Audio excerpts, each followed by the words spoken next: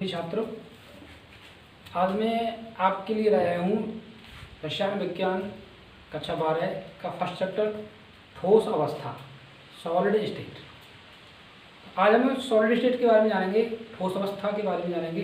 इस चैप्टर में किस तरीके से क्या क्या दिया हुआ है, किस प्रकार के प्रश्न बोर्ड पूछे जाते हैं और क्या थ्योरी है उनकी, क्या सूत्र हैं और कैसे उनके न्यूमेरिकल सॉल्व किए जाते हैं। तो सबसे पहले विद्यार्थियों मैं बताऊंगा पदार्थ की 3 अवस्थाएं होती हैं, ठोस, द्रव, गैस। तो विशेष तौर पर यहाँ पर हम ठोस पढ़ेंगे। द्रव अवस्था फिजिक्स का पार्ट है, जैसे फिजिक्स में लिया जाता है। गैस को कक्षा 11 में पढ़ लिया है। तो इनके अवयवी कणों के मध्य में अट्रैक्शन फोर्स के आधार पर इन्हें हम जो है परिभाषित करते हैं। ठोस,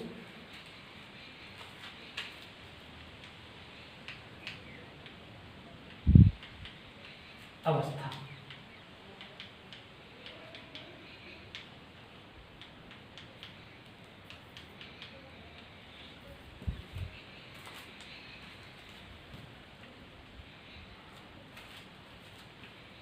पदार्थ की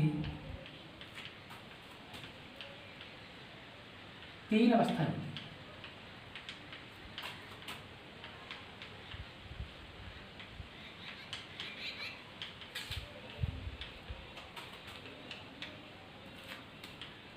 ठोस, द्रव, गैस।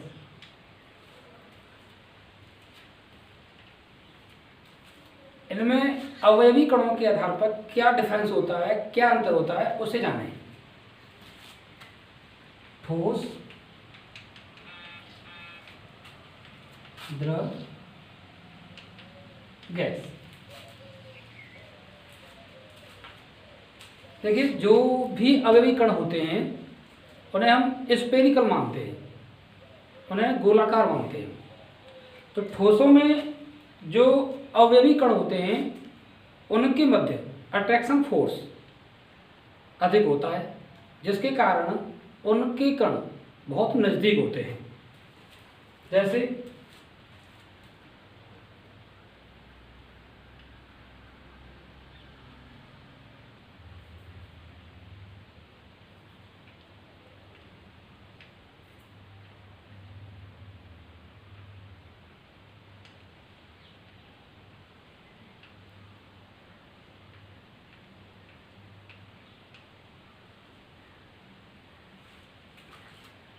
अट्रैक्शन फोर्स स्ट्रांग होता है ठोसों में। इसके बाद द्रव में जो अवयवी कण होते हैं उनके अवयवी कणों के मध्य में जो अट्रैक्शन फोर्स होता है, जो अंतराणु बल होता है, वो ठोसों की अपेक्षा कम होता है। जैसे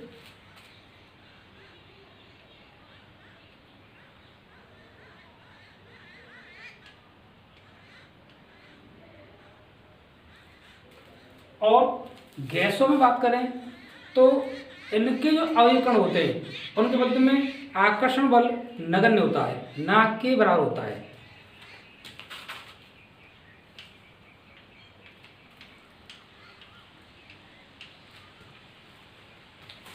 तो विद्यार्थियों, ये ठोस, द्रव, गैस, ये 3 अवस्थाएं, इनके बारे में आपने समझा। ठोस में जो अवयवी कण होते हैं उनके मध्य में आकर्षण बल नजदीक बहुत स्ट्रांग होता है, उनके कण आपस में नजदीक होते हैं। द्रव में अवयवी कण जो है ठोसों की अपेक्षा कम होता है, इसके कारण ये बह सकते हैं, फ्लो हो सकते हैं। लेकिन गैसों में ना के बराबर होता है, इसलिए ये इनका डिफ्यूजन जो है अधिक होता है, ये बिखराव करते हैं। अब हमें इस चैप्टर में पूरी तरीके से ठोस अवस्था की बातें पढ़नी है, ठोसों के बारे में पढ़ना है। ये आप फिजिक्स में पढ़ते हो और ये हमने कक्षा 11 में पढ़ लिया है।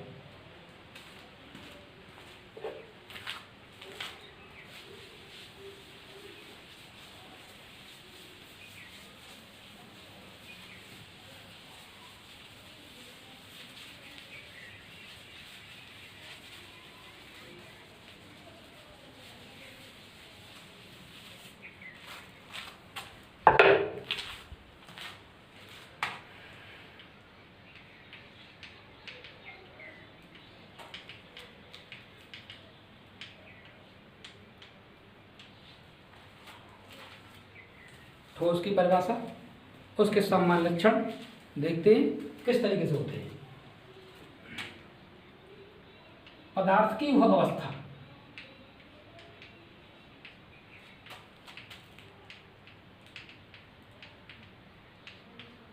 पदार्थ की वह अवस्था जिनमें अवयवी कणों के मध्य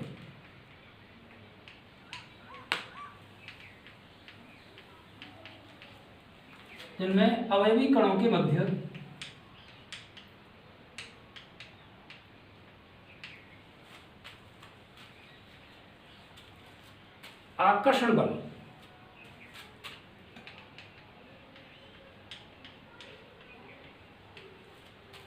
मजबूत होता है।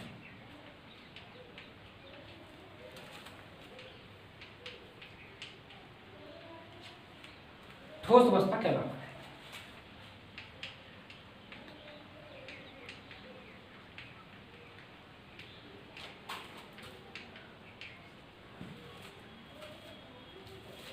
आप इस परिभाषा को किसी भी तरह कर सकते हैं, लेकिन इसमें एक मुख्य पॉइंट आपका रखना कि इनके जो अभिकरण होते हैं उनके मध्य में जो अट्रैक्शन फोर्स होता है बहुत ही स्ट्रांग होता है, मजबूत होता है, एक दूसरे से बंधे होते हैं, बहुत क्लोजली पैक होते हैं।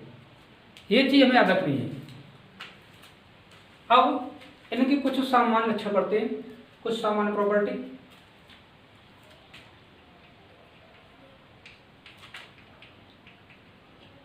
कुछ सामान्य लक्षण।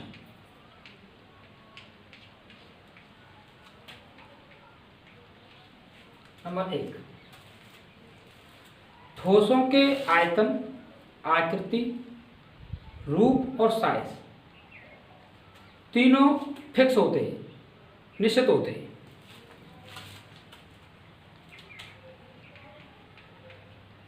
ठोसों के शेप, रूप, साइज, आकार और वॉल्यूम, आयतन निश्चित होते, फिक्स होते।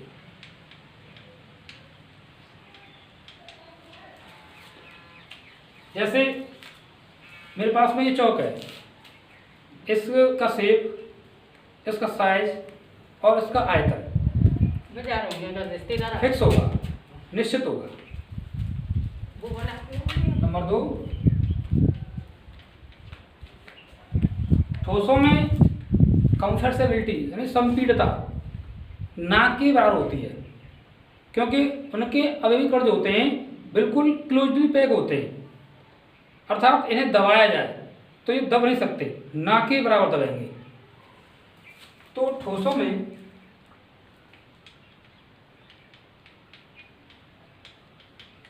संपीड़ता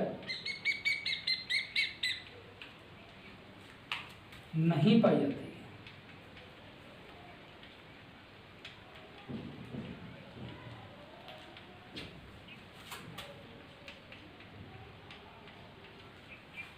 नंबर 3, इनका डिफ्यूजन नहीं होता है, अर्थात इनके अभिकरण जो है बिखरते नहीं है। ठोसों के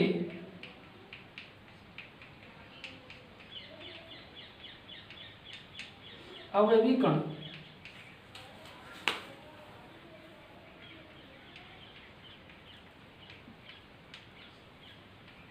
बिखरते नहीं हैं। नंबर 4,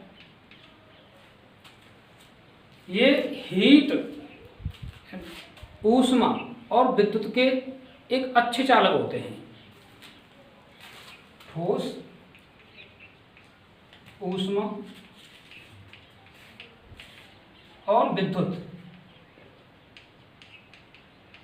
के अच्छे चालक।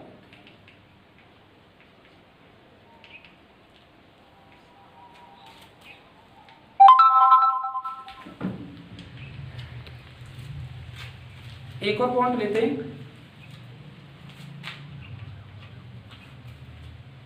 ठोसों में मेल्टिंग पॉइंट, गलनांक निश्चित होता है।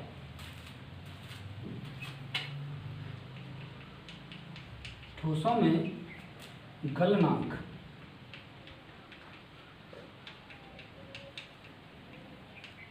निश्चित होता है। तो ये इनकी सामान्य प्रॉपर्टी है। ठोस किसे कहते हैं, ठोस के बारे में आपने जाना और इनकी सामान्य प्रॉपर्टियों का जाना, जो कि ठोसों को आप इस तरीके से परिभाषित कर सकते हो। लेकिन यहाँ पर अब हम ठोस के बारे में जो चैप्टर में पढ़ने जा रहे हैं उन्हें देखते हैं। ठीक विद्यार्थियों, यहाँ पर ठोस हमें दो प्रकार से पढ़ने, एक आपका होता है क्रिस्टलीय ठोस और एक होता है अक्रिस्टलीय ठोस। तो इस पूरे चैप्टर में हमें क्रिस्टलीय ठोस के बारे में पढ़ना है, लेकिन उससे पहले क्रिस्टलीय ठोस और अक्रिस्टलीय ठोस के बारे में क्या अंतर होता है, कितना अंतर होता है, उसे समझ लेते हैं।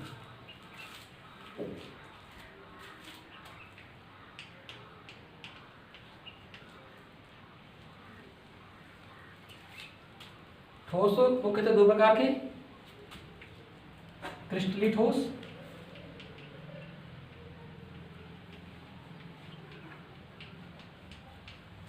नंबर 2 अक्रिस्टलीय ठोस।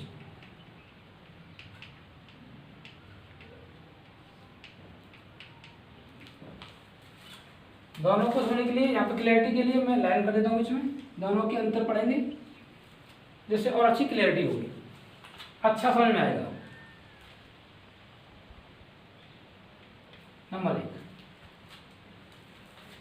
देखिए, ठोसों में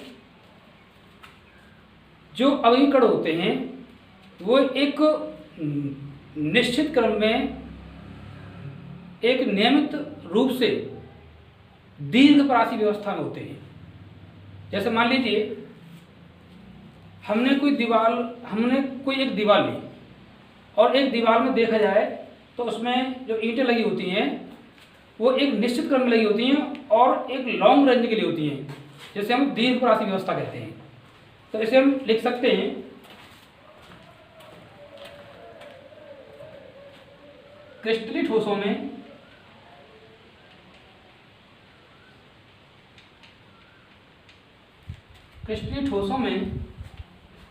अवयवी कण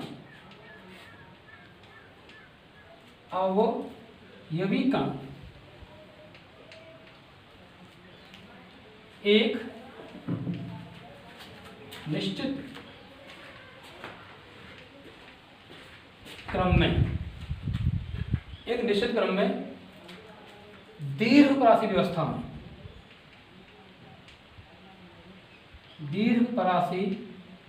में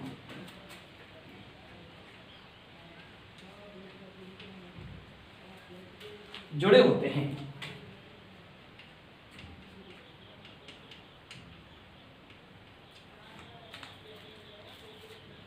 यदि अक्रिस्टलीय ठोसों के बारे में बात की जाए तो यहाँ पर अवयवी कण कुछ समय के लिए तो नियमित होते हैं, कुछ समय के लिए निश्चित होते हैं, लेकिन उसके बाद फिर उनका कोई निश्चित क्रम नहीं होता है। तो हम लिख सकते हैं अक्रिस्टलीय ठोसों में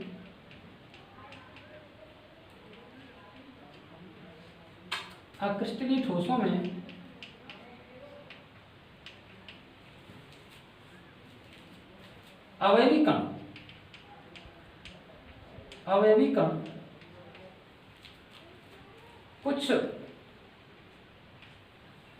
कुछ समय तक या कुछ दूरी तक तो निश्चित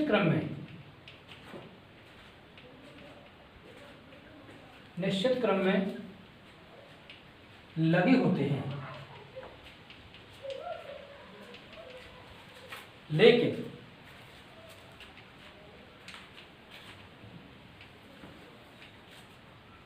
इनकी व्यवस्था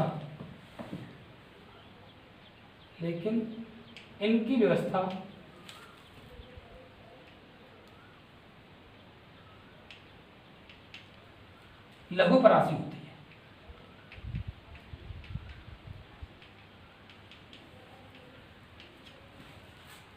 जैसे मैं आपको समझाता हूं, यदि हम मार्बल्स और चौक की बात करें, मार्बल्स CaCO3, चौक CaCO3, लेकिन दोनों में अंतर क्या है? चौक को हम काउंट करते हैं अक्रिस्टलीय ठोस में, लेकिन मार्बल को काउंट करते हैं क्रिस्टलीय ठोस में। मार्बल क्रिस्टलीय ठोस है जबकि चौक अक्रिस्टलीय ठोस है। दोनों में सेम अभिकरण है CaCO3 CaCO3, लेकिन इनकी जो संरचना है, संरचना के आधार पर इनके जो अभिकरण हैं, तो हम चौक को आसानी से तोड़ सकते, लेकिन मार्बल को हम आसानी से नहीं तोड़ सकते, क्योंकि मार्बल में जो अभिकरण हैं उनके मध्य में स्ट्रॉन्ग फोर्स है, अट्रैक्शन बल जो है मजबूत है, लेकिन अक्रिस्टलीय ठोस में उनके अभिकरणों के मध्य में जो अट्रैक्शन फोर्स है, जो आकर्षण बल है, वो कमजोर है।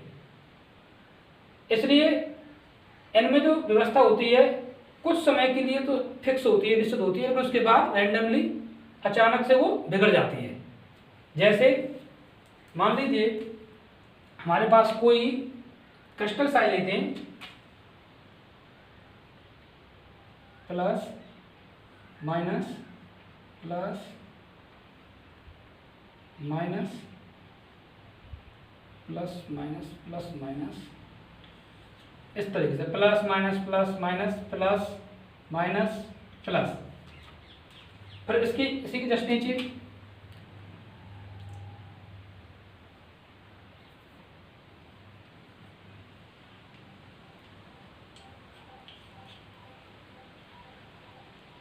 Minus plus minus plus minus plus minus.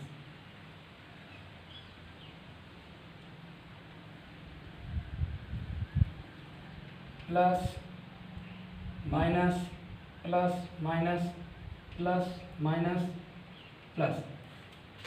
तो ये किसी एक लैटिस, किसी एक जालक का मैंने एग्जांपल लिया, जिसमें आपको दिखाया गया किस प्रकार से अभिकरण एक लॉन्ग रेंज के लिए, एक दीर्घपाशी व्यवस्था में किस तरीके से जुड़े होते हैं, plus minus plus minus plus minus plus minus.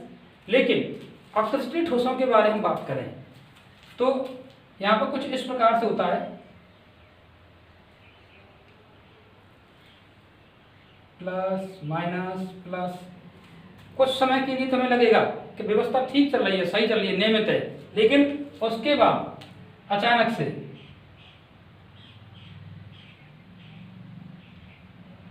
कुछ भी हो सकता है, प्लस माइनस कुछ भी हो सकता है। ये व्यवस्था एक निश्चित नहीं रहेगी, वो व्यवस्था बिगड़ जाएगी।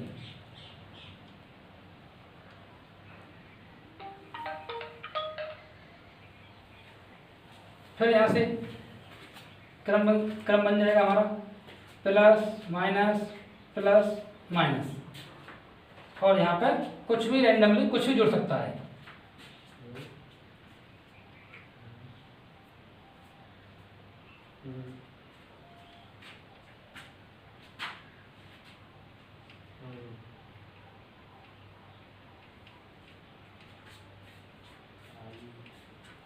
इस तरीके से, तो इसे हम इस तरीके से समझ सकते हैं। मान लीजिए हमने कोई शादी अटेंड की, और एक शादी में इस तरीके से हमने व्यवस्था की, एक तरफ लड़के हों, इस डायरेक्शन में लड़कियां हों, इस डायरेक्शन बच्चे हों, तो उसमें एक क्या है, एक नियमित है, उसमें सब कुछ एक डिसिप्लिन है, डिसिप्लिन अरेंजमेंट है। उसमें इस डायरेक्शन में लड़के दिख रहे हैं, इस डायरेक्शन में लड़कियां दिख रही है, इस डायरेक्शन में बच्चे दिख रहे हैं, लेकिन यहाँ पर ऐसा कुछ नहीं है। मान लीजिए ये एक ऐसा पंडाल है जिसमें कुछ भी फिक्स नहीं है।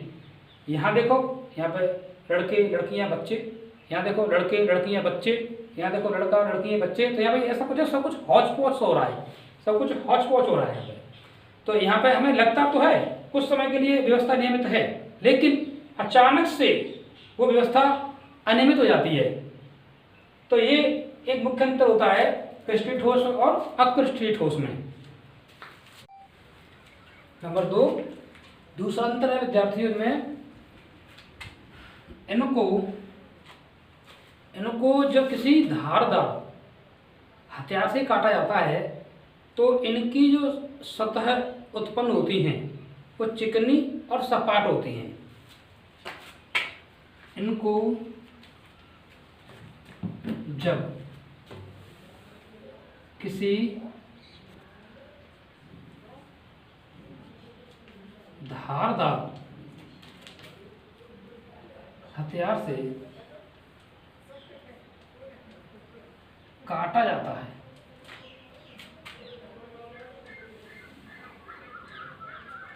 तो उत्पन्न सतह चिकनी चिकनी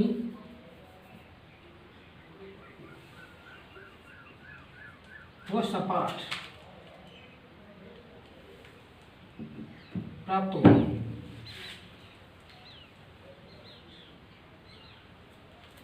जैसे हम बात करें, हमें किसी लोहे की रॉड को लेते हैं और किसी लोहे की रॉड को जब हम आरी से काटते हैं या किसी धारदार हथियार से काटते हैं तो उसकी जो दोनों सतह होंगी वो सपाट होंगी और चिकनी होंगी। लेकिन इनमें ऐसा नहीं होता है। इन्हें किसी धारदार हथियार से काटेंगे तो इनकी सतह खुरदरी प्राप्त होती है। तो इन्हें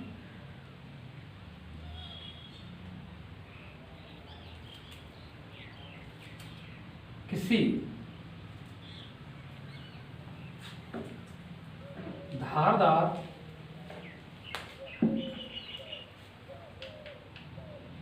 हथियार से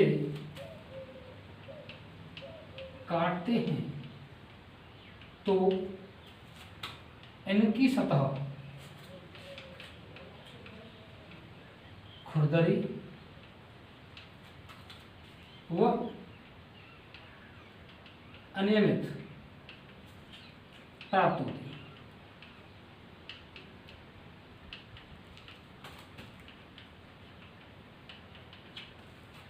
जैसे यदि हम किसी रबड़ को काटते हैं, किसी रबड़ को काटा जाए तो काटने के बाद उसकी जो सतह प्राप्त होंगी वो बिल्कुल सपाट और चिकनी नहीं होंगी, वो खुरदरी होंगी, अनियमित होंगी और वो सपाट दिखाई नहीं देंगी।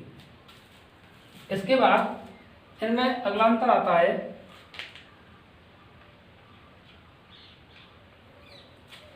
ये वास्तविक ठोस होते हैं।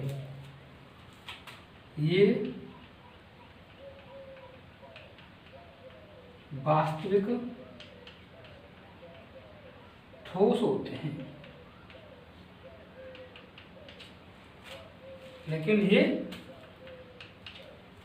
ये आभासी ठोस होते हैं, अतिशीतित द्रव होते हैं, जैसे कांच। ये आभासी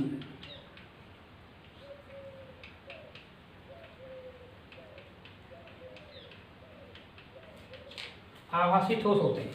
आभासी ठोसों से तात्पर्य, जैसे किसी कांच को लिया जाए और कांच को 4-5 साल के लिए किसी दरवाजे या किसी खिड़की में लगा दिया जाए तो उसकी जो थिकनेस होगी, उसकी जो मोटाई होगी और नीचे की मोटाई होगी, दोनों में अंतर हो जाएगा।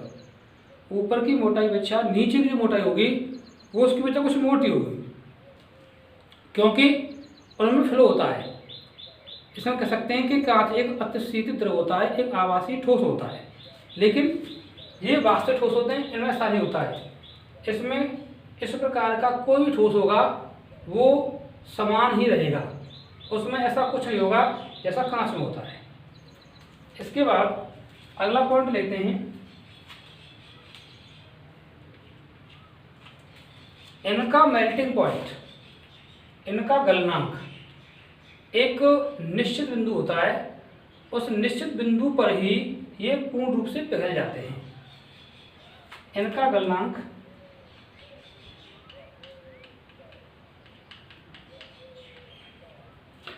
एक निश्चित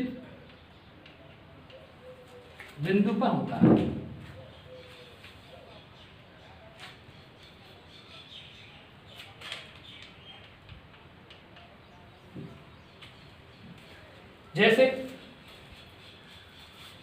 जैसे कॉपर को लेते हैं, मान लीजिए कॉपर को हमें पिघलाना है, कॉपर को मेल्ट करना है या लोहे को मेल्ट करना है, तो कॉपर का जो गलनांक पॉइंट होता है उस पॉइंट पर हमारा पूरा कॉपर बिल्कुल लिक्विड हो जाएगा, बिल्कुल पिघल जाएगा।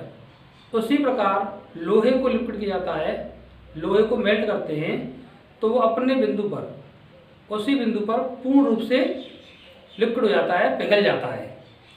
लेकिन अपकृष्टि ठोसों में ऐसा नहीं होता है। इनमें जो होता है वो एक परास के अंतर होता है। पहले मुलायम होते, उसके बाद फिर और ज़्यादा मुलायम होते, ढीले पड़ते, फिर उसके बाद पिघलते। यानी हम कह सकते हैं कि इनका जो मेल्टिंग पॉइंट होता है वो एक परास के अंतर होता है। जैसे मान लीजिए हम प्लास्टिक लेते हैं और प्लास्टिक को जब हम मेल्ट करना चाहें तो प्लास्टिक पहले नरम पड़ेगी, मुलायम पड़ेगी, ढीली होगी, फिर उसके बाद जो है वो पिघलेगी।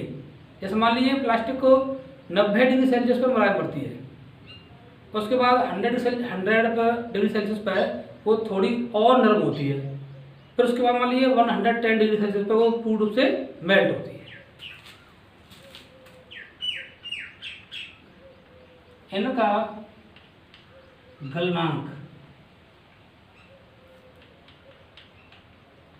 गलनांक एक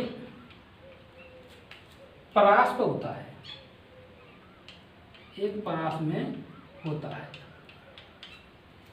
जैसा मैंने भी आपको एग्जांपल दिया उस तरीके से।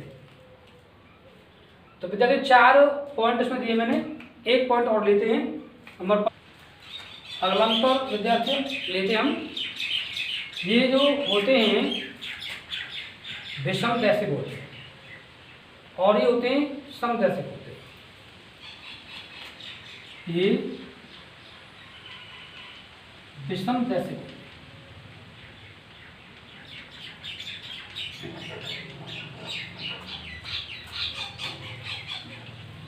और ये समदैशिक होते हैं।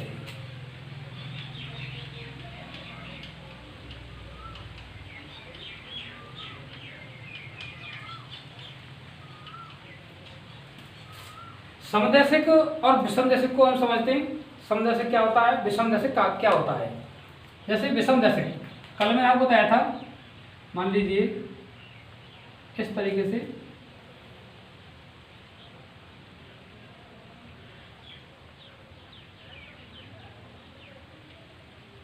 ये किसी क्रिस्टल में उसके अवयव कण हैं जिनकी व्यवस्था इस प्रकार ली है मैंने, plus minus plus minus plus minus plus minus crystal size तक। अब इसके बाद इसमें जो व्यवस्था होगी 2 तरीके से हो सकती है। एक तो हो सकती है कि जस्ट इसकी नीचे लेयर लगाई जाए, या एक व्यवस्था इस प्रकार हो सकती है कि इन दोनों के बीच में एक लेयर लगाई जाए। तो वो जो लेयर होगी वो ज़्यादा स्पेस को कवर करेगी और वो एक अच्छी पैकिंग होगी। तो इस तरीके से मैंने एक और लेयर लगाई,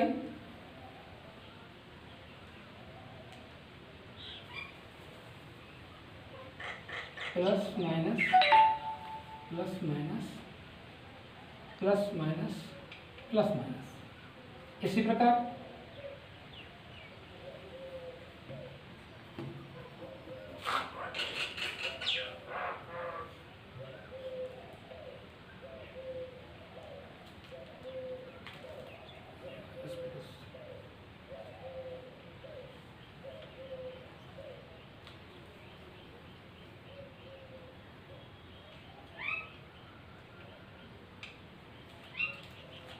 तो विषमदैशिक, ये मान लीजिए हम इस डायरेक्शन में जाएं, इस डायरेक्शन में जाते हैं तो यहाँ पे हमें जो प्रॉपर्टी प्राप्त होंगी वो समान प्राप्त हो। यदि हम किसी इस डायरेक्शन में जाएं तो वहाँ की प्रॉपर्टी होंगी कुछ भिन्न प्रकार की होंगी। तो इन्हें हम विषमदैशिक कहते हैं और इन्हें हम समदैशिक कहते हैं, क्योंकि इनमें कुछ भी फिक्स नहीं है, ये अनियमित हैं। ये अनियमित हैं तो इनमें जो जहाँ देखेंगे वहाँ में समान सा दिखाई देगा, इसलिए इनकी जो प्रॉपर्टी होती हैं वो समदैशिक होती हैं। तो विद्यार्थियों, ये हमने क्रिस्टलीय और अपक्रिस्टलीय ठोसों में अंतर स्पष्ट किया। विद्यार्थियों, अब तक हमने जाना कि ठोस क्या होता है, ठोस की परिभाषा, उसके सामान्य गुण, ठोस कितने प्रकार के होते हैं, उनमें डिफरेंस क्या होता है। अब आगे की वीडियो में आपको बताएंगे कि क्रिस्टलीय ठोसों के प्रकार क्या है, उनके प्रॉपर्टी क्या है, आगे वाली वीडियो में बताएंगे। थैंक यू, धन्यवाद।